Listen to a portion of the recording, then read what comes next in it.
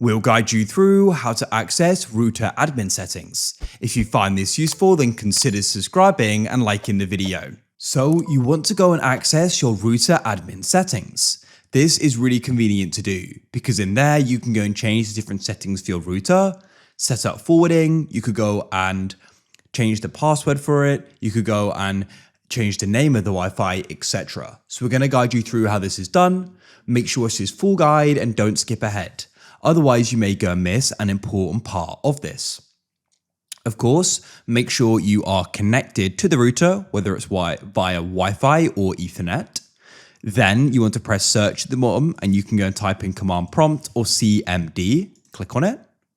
In here, you need to go and type in ipconfig.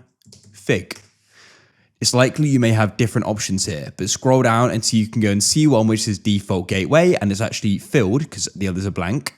And there you're going to go and find the IP for your router. So mine is 192.168.1. Then what we can do is go and close this and open a web browser.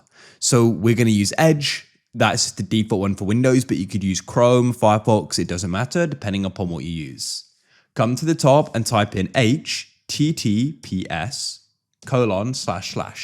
Now go and type in that IP, which we found in the default gateway. So that was 192.168.1.1. Of course, everyone's will be different. Now go and wait for this to load. Just be patient and it should go and take you to your router page. Just go and wait. As I said, it can be a little slow. You may go and get a pop-up saying it isn't secure. What you may need to do is go and expand the advanced option and then press continue. This is just because it hasn't got a SSL certificate, but I've gone and accessed it and had no issues. So now we need to go and enter in the username and password. So you should be able to go and find these details on the back of your router near where the Wi-Fi password is or in your router's manual.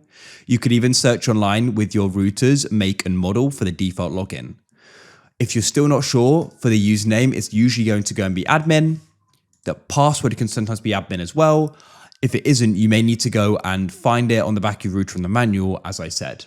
I actually go and have it here so I can go and paste it in, but you go and type yours in or paste it and press login. Now just go and be patient when it loads, and here we are. We've now successfully accessed the router and we can go through the settings. At the moment we're in status, but you could go down into network, security, application maintenance. You go and get the idea there and you can do different things with it.